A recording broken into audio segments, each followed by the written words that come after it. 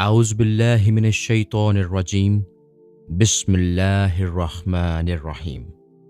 اللہم صلی علی سیدنا و مولانا محمد وعلی آل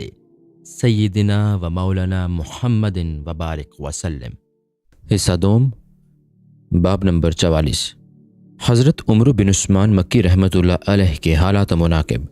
تعارف: آپ شریعت و طریقت پر یکساں طور پر گامزن تھے اور آپ کا شمار اہل ورع اور اہل تقوی بزرگوں میں سے ہوتا ہے۔ اس کے علاوہ بہت سی تصانیف بھی آپ نے چھوڑ دی ہیں۔ عرصہ دراز تک مکہ معظمہ میں اعتکاف کرنے کی وجہ سے آپ کو پیر حرم کے خطاب سے نوازا گیا۔ آپ حضرت جنید بغدادی کے پیر و مرشد ہیں اور حضرت ابو سعید خراز کے فیض محبت سے فیوز حاصل کرتے رہے۔ واقعات: حضرت منصور حلاج کا واقعہ آپ ہی کی بد دعا کا نتیجہ ہے، کیونکہ منصور کو آپ نے ایک دن کچھ تحریر کرتے ہوئے دیکھ کر سوال کیا کہ کیا تحریر کر رہے ہو؟ انہوں نے کہا کہ ایسی عبارت تحریر کر رہا ہوں جو قرآن کا مقابلہ کر سکے۔ یہ سنتے ہی آپ نے غضبناک ہو کر وہ بد دعا دی، جس کی وجہ سے منصور کو وہ واقعہ پیش آیا۔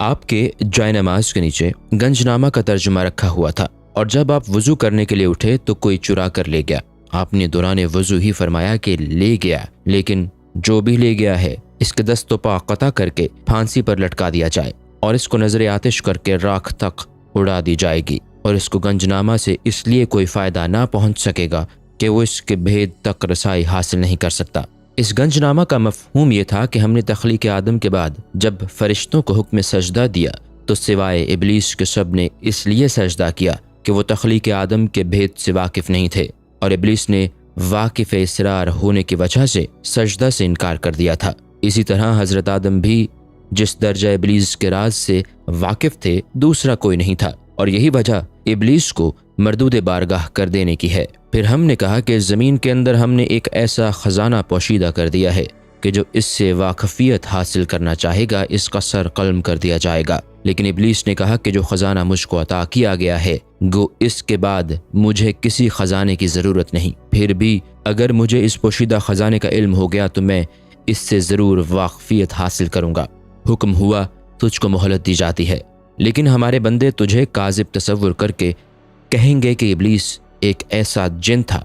جس نے حکم الہی سے سرتابی کی، اور اس تصور کے تحت تیرے کسی قول کو سچا نہیں کہیں گے۔ اور یہی گنجنامہ کتاب محبت میں اس طرح درج ہے کہ خدا نے قلب کو روح سے 7000 سال قبل تخلیق کر کے انس کے باغ میں رکھا، اور سر کو روح سے 1000 سال قبل تخلیق کر کے مقام وصل میں رکھ کر ہر یوم 360 نظریں ان پر ڈالیں اور کلمات محبت سے ارواح کو واقف کیا، پھر 300 لطائف اس قلب پر وارد کیے اور 360 مرتبہ کشف جمال کے تجلیات سر پر ڈالیں، اور جب ان سب نے مل کر دوسری مخلوق کو دیکھا تو اپنے سے زیادہ کسی کو برتر نہیں پایا۔ پھر امتحان کے طور پر خدا تعالیٰ نے سر کو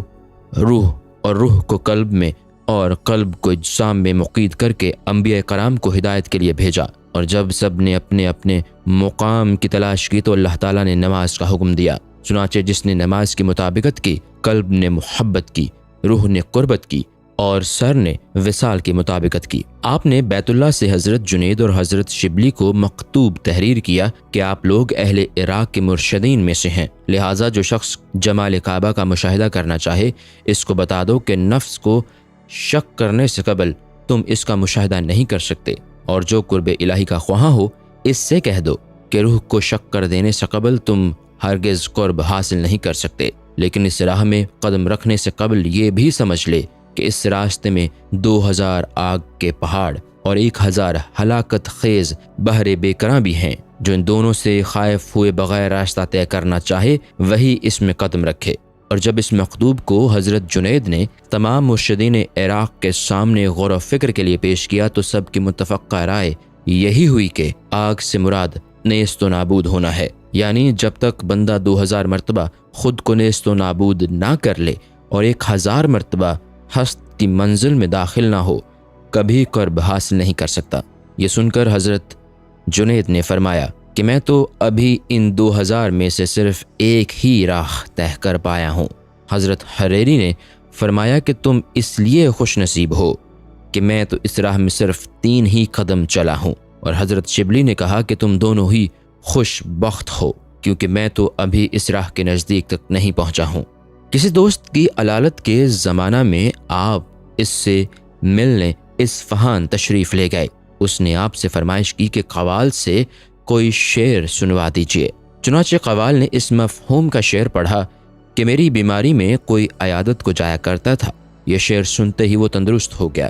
اور آپ کے فیض محبت سے معراج کمال تک پہنچا۔ ارشادات: جب آپ سے افمن شرح اللہ صدرہ للاسلام کا مفہوم پوچھا گیا تو فرمایا کہ جب بندے کی نظر علم، عظمت و وحدانیت اور جلال ربوبیت پر پڑتی ہے تو اس کے سینہ میں ایسی فراخی رونما ہوتی ہے کہ اس کو ہر شے نیست محسوس ہونے لگتی ہے۔ فرمایا کہ عظمت و وحدانیت میں دخل اندازی معصیت و کفر ہے۔ فرمایا دوستوں کا وجد خدا کا ایسا راز پنہا ہے جس کو کسی قیمت پر ظاہر نہیں کیا جا سکتا۔ فرمایا کہ محبت بھی داخل رضا ہے، اور محبت سے رضا کو اس لیے جدا نہیں کیا جا سکتا کہ بندے کو ہر شے عزیز ہوتی ہے جس سے وہ راضی نہ ہو، اس کو محبوب بھی نہیں سمجھتا۔ فرمایا کہ بندہ اسی کو محبوب